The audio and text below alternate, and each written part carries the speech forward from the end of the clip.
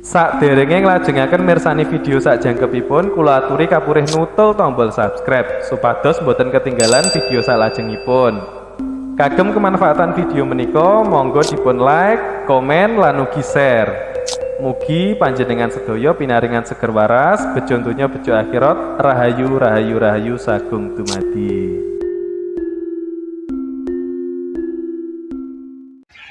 Salam cerdas, salam rahayu buat semuanya. Tetap dengan Kang Tro, berbagi edukasi dan motivasi hidup dalam perjalanan dan juga spiritualitas kita. Akhir-akhir ini memang kita itu banyak yang mempercayai tentang terawangan dari katanya orang-orang indigo.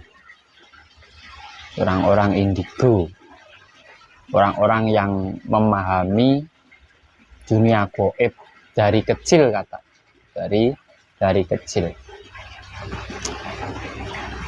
Kalau kita mencerna, kita mengkaji dari apa yang kita percayai tersebut, sebenarnya bayi itu lahir itu semua sama, tidak tahu apa-apa. Bisanya cuma nangis semua. Sama-sama tidak bawa pakaiannya. Sama-sama belum tahu. Namanya baru dilahirkan. Terus ada yang bisa ngomong indigo dari kecil. Ada yang ngomong sakti dari kecil. Sebenarnya itu ya karena kita yang menentukan. Orang lain yang menentukan. Di saat anak lahir sampai 1 tahun itu tidak tahu apa-apa. Makan aja masih disuapi. Diajari untuk makan untuk ini. Tuh. Apalagi hal-hal gaib seperti hantu. Itu tidak mungkin dia tahu.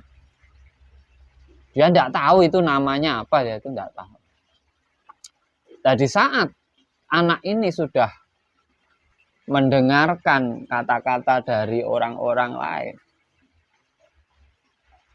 terus dia meyakini, terus akhirnya dari rasa dia bisa mewujudkan benda-benda sesuatu, terus dia bisa akhirnya melihat, katanya di pohon ada ini, ada itu, ada itu.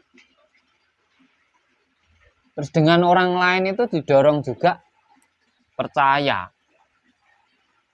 Terus akhirnya dia disebut anak indigo.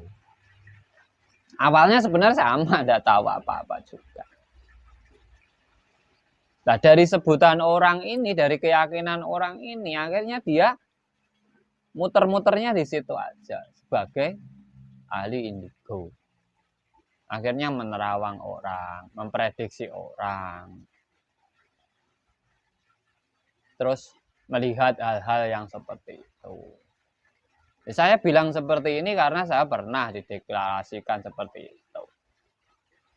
Kamu titisan kakekmu. Banyak orang tanya, ini di rumahku ada apanya, ini pohonnya ada apanya, ini apa ada apanya. Ya cuma saya dulu terlalu jujur.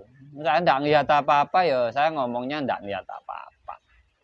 Tetapi di saat saya mengikuti kata-kata orang itu, waduh di situ ada penunggunya ini, rumah ini, pastinya saya juga akan masuk ke ranah itu. Dan mungkin orang-orang menyebut saya orang pilihan, bisa terhubung dengan alam semesta, bisa membuka portal-portal ini itulah. Itu kan sebenarnya dari keyakinan banyak orang yang saya alami. Sebenarnya ya kita ini tidak tahu apa-apa. Apalagi bangsa gaib. Pilihan alam. Nah, semua yang lahir, yang ada di alam semesta ini ya pilihan alam. Kita itu adalah alam semesta itu ya kita. Kita itu sebagian dari isinya. Tidak mungkin orang-orang tertentu aja yang dipilih kan, tidak mungkin. Semua berarti terpilih karena itu dilahirkan. Kalau tidak terpilih tidak dilahirkan. terus terhubung dengan alam semesta. Ya, semua orang terhubung, tubuh kita ini unsurnya dari alam semesta, terhubung. Semua orang bisa memahami gaib, ya bisa, kita itu hidupnya juga di alam gaib. Bumi ini diselimuti oleh angin, angin ini benda gaib. Kita itu berada dalam gaib. Makhluk-makhluk gaib itu ya seperti kita-kita ini. Kalau menurut saya. Tapi terkadang keyakinan orang itu lain-lain. Oh, ini pinter nerawang, ini sana sini. Oh, ini orangnya. Orang-orang yang pandai menerawang. Dia itu pandai menilai, memprediksi. Terawangan itu adalah prediksi. Yang belum tentu kebenarannya. Menjadi benar karena dipercaya banyak orang. Kalau tidak dipercaya, susah wujudnya. Terwujud karena banyak yang percaya. Banyak yang menciptakan. Saya menerawang ibaratnya. Terus semua orang percaya, akhirnya semua orang memikirkan. Semua orang dari rasanya menciptakan. Lah, kita itu ya alam, alam itu ya kita. Lah kalau kita menghendaki, alam ya juga mewujudkan, kan seperti itu. Makanya penerawang-penerawang itu hanya memberikan sugesti kepada orang lain. Bencana nanti akan datang ini akan terjadi gini-gini. Lah kalau semua orang percaya itu nanti jadi wujud. Karena apa? Yang menciptakan orang banyak. Nggak ada orang itu yang lebih, itu enggak. Mempunyai kelebihan itu enggak. Semua orang itu punya kelebihan masing-masing. Dan semua orang dari kelebihannya itu saling melengkapi satu dengan yang lain. Karena apa? Semua itu diciptakan untuk saling melengkapi, saling menghidupi. Jadi tidak ada yang lebih dari yang lainnya. Karena semua punya kelebihan. Nah, kita sesuai dengan kodrat kita masing-masing diciptakan ini sebagai apa? Ada yang sebagai hewan, sebagai manusia, sebagai tumbuhan. Ya itu juga saling melengkapi. Nggak ada yang punya kelebihan, itu nggak ada. Manusia dibilang kelebihannya lebih luar biasa, nyatanya masih butuh tanaman. Ini pilihan dari alam semesta, nyatanya ya masih butuh daging, masih butuh tanah. Nggak ada yang lebih. Bahkan orang-orang yang pinter nerawang, pinter merediksi, pinter ini. Untuk merediksi hidupnya sendiri aja dia itu nggak bisa. Nggak akan bisa. Tetapi dia bisa menentukan besok saya makan kangkung gitu. Bisa. Karena apa? Sudah dipikirkan. Kalau saya pengen makan kangkung berarti hari ini saya besok pagi beli kangkung ini saya masak. Akhirnya saya makan kangkung. Tetapi kalau untuk memprediksikan 2 menit lagi nanti ada apa, nggak bisa. Nggak bisa. Karena hidup itu, kita itu menjalani. Hidup itu tidak bisa diprediksi. Karena apa yang kita prediksikan, terkadang tidak sesuai dengan kenyataannya. Makanya sebenarnya nggak ada ahli terawangan, indigo, gitu enggak. Ya kalau sampean yakini, ya jadinya ada. Karena sampean yakini, jadinya ada. Dan orang-orang yang sampean yakini itu, ya nanti dia puter-puternya di situ. Contoh orang nerawang. Badan saya ini ada kodamnya gitu.